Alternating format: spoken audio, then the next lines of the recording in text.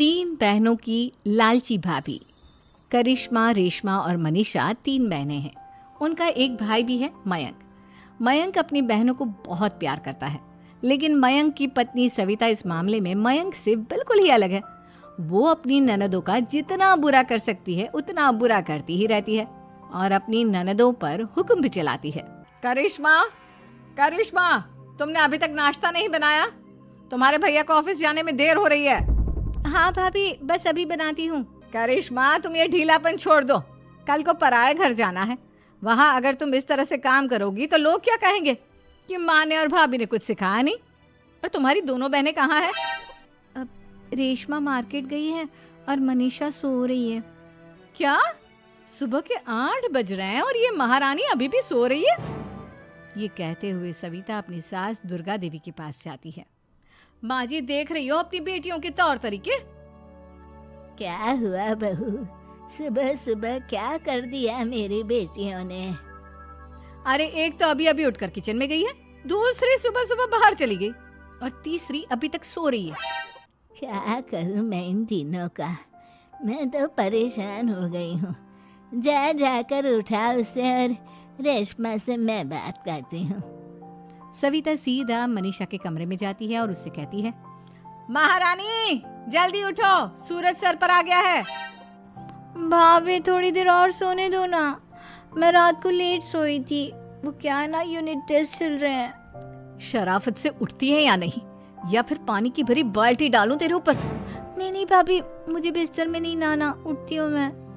मनीषा जल्दी से उठकर बाथरूम में चली जाती है। सभी आराम से बैठकर नाश्ता कर रहे होते कि तभी रेशमा बाजार से हाथ में सामान लिए आ जाती है। रेशमा को देखते ही सविता उस पर बरस पड़ती है। लो, आ गई महारानी।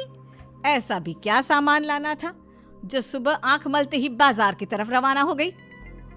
भाभी, कल आप ही तो चीख रही थी कि घर का सारा सामान मुझे ही लाना पड़ता है, घर में किसी को भी किसी काम से कोई लेना देना नहीं है। अब मैं बाजार जाकर सामान ले आई तो आपको इस बात से भी तकलीफ हो रही है? देख रही हो माँ जी, अपनी बेटी की जुबान कैंची से भी तेज चलती है। और मयंक, आप तो कुछ कहेंगे नहीं अपनी लाडली बहन को। रेशमा, अपनी भाभी से ऐसे बात नहीं करते। चलो माफी मांगो। भैया, मैं क्यों माफी मांगू? आप भाभी से बोलिए ना कि हम पर कम हुक्म चलाया करे। हम इस घर की बेटियां हैं और आपकी पत्नी की ननद है, नौकरानी नहीं। लो कर लो बात। इनकी भलाई के लिए कुछ भी बोलो तो इन्हें बुरा लग जाता है। इस घर में यही इज्जत है मेरी। देख लो माँ जी, आपकी बेटी किस लहजे में मुझसे बात कर रही है। सविता वहां से चली जाती है। मयंक को बहुत गुस्सा आता है, वो भी वहां से चला जाता है। फिर करिश्मा रेशमा को समझाती है। रेशमा, तुम्हें भाभी से माफी मांग लेनी चाहिए थी ना। लेकिन दीदी, मैंने कुछ किया ही नहीं, तो मैं माफी क्यों मांगू? हाँ करिश्मा दीदी, रेशमा दीदी जैसे ही घर में आई भाभी ही उन पर चिल्ला रही थी। हाँ, मैं मानती हूँ कि गलती भाभी की थी। मैं तो इसलिए बोल रही हूँ कि भाभी ने माँ को तो पूरी तरह अपने वश में कर लिया है। वो हमारी बात सुनती ही नहीं। मयंक भैया हमारे लिए हमेशा खड़े रहते हैं, इसलिए उनकी बात का मान तो तुम्हें रखना चाहिए था ना। कोई फायदा नहीं दीदी, कुछ दिनों की बात और है, भाभी उन्हें भी हमारे खिलाफ भड़का देंगी। फिर वो भी माँ की तरह हमारी किसी बात का विश्वास नहीं करेंगे। इसी तरह सविता अपनी तीनों ननदों को किसी न किसी बात पर परेशान करती रहती थी। एक दिन मयंक अपनी तीनों बहनों के लिए गिफ्ट लाया। करिश्मा, ये तुम्हारे लिए हार का सेट। रेशमा, तुम्हारे लिए सुंदर सी ड्रेस।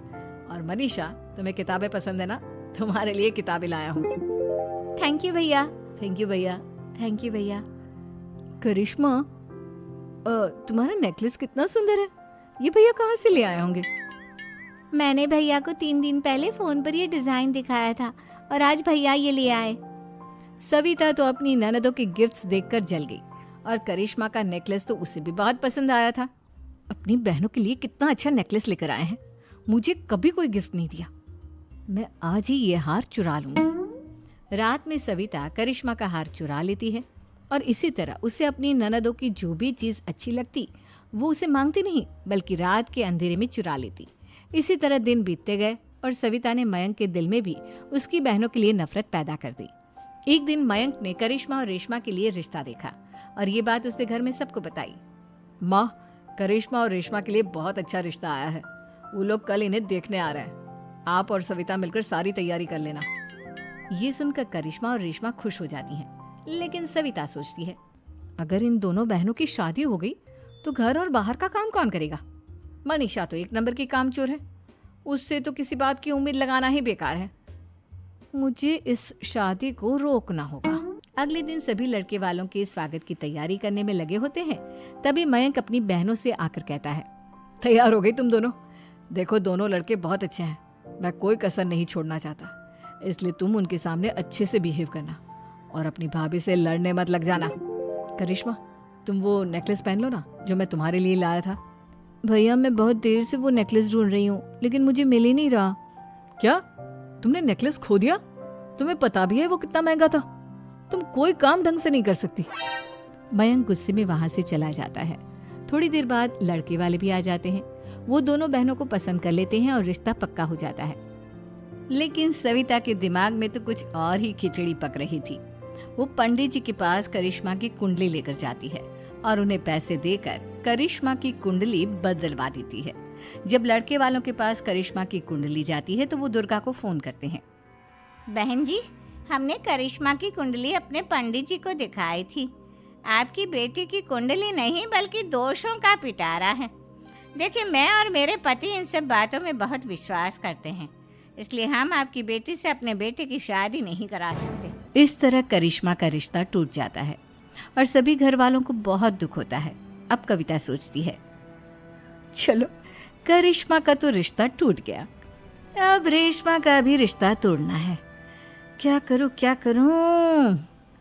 अब सविता आवाज बदलकर किसी अननोन नंबर से रेशमा के होने वाले ससुराल में फोन करती है। हेलो, मैं कौन हूँ कौन नहीं ये आपके लिए जानना जरूरी नहीं। बस इतना सुन लो कि रेशमा का 2 साल से किसी के साथ अफेयर चल रहा है। बस रेशमा का रिश्ता तोड़वाने के लिए सविता का इतना कहना काफी था। अब रेशमा का भी रिश्ता टूट गया। मयंक और दुर्गा देवी ने रेशमा को खूब खरी खोटी सुनाई और उससे बार बार उस लड़के के बारे में पूछने लगी। आप दोनों मुझे क्यों परेशान कर रहे हो? अरे कोई लड़का होगा मेरी लाइफ में तो मैं बताऊंगी ना, जब कोई है ही नहीं तो कहाँ से लाऊं मैं कोई लड़का? तो तेरे होने वाले ससुराल वालों को फोन किसने किया था? माँ मैं नहीं जानती किसने फोन किया था, मैं सच कह रही हूँ। मैं तो पहले ही कह रही थी इसकी लगाम खींच कर रखो, लेकिन मेरी सुनता ही कौन है। आप चुप रहिए भाभी, ये सब आपका ही किया धरा है। अब तीनों बहनों को विश्वास हो जाता है कि ये सब उनकी भाभी ही कर रही है। तीनों बहनें अपनी भाभी को सबक सिखाने के लिए एक वकील कर लेती है और घर में हिस्सा मांगना। देखो भैया, माँ बाप की जायदाद में जितना बेटों का हक होता है उतना ही बेटियों का, इसलिए इस घर के 4 हिस्से होंगे और हमें अपना हिस्सा चाहिए। मैंने तुम्हारे लिए क्या क्या नहीं किया और तुम इस घर में हिस्सा मांग रही हो? भैया, आप और माँ हम बहनों की कोई बात नहीं सुनते हो और भाभी हमारी शादी नहीं होने देगी क्योंकि उन्हें लगता है कि आप हमारी शादी में ज्यादा पैसा लगाओगे और उन्हें हम जैसी फ्री की नौकरानी कहाँ मिलेगी। तो हम भाभी के साथ तो रह नहीं सकते, हम बहनों को अपना हिस्सा चाहिए। अरे तुम्हें शर्म आनी चाहिए अपने भाभी पर ऐसा इल्जाम लगाते हुए। वो तुम्हारे बारे में कितना सोचती है। हाँ माँ, भाभी हमारे बारे में बहुत सोचती है, दिन रात बस यही सोचती रहती है कि किस तरह से अपनी तीनों ननदों को परेशान करूं और कभी मुझे पढ़ने भी नहीं देती। दोनों बहनों का रिश्ता भी तो इन्होंने ही तोड़वाया है और रात में हमारे कमरे में आकर हमारी चीजें भी चुराती हैं। इसी तरह सविता की तीनों ननदें अपनी बात पर अड़ी रही। अब कोर्ट में तारीख भी शुरू हो गई।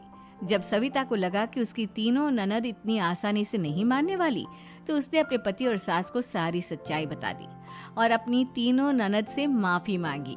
मयंक और दुर्गा को भी अपनी गलती का एहसास हो गया। अब सविता खुद करिश्मा और रेशमा के लिए अच्छा रिश्ता ढूंढती है और उनकी शादी करवाती है।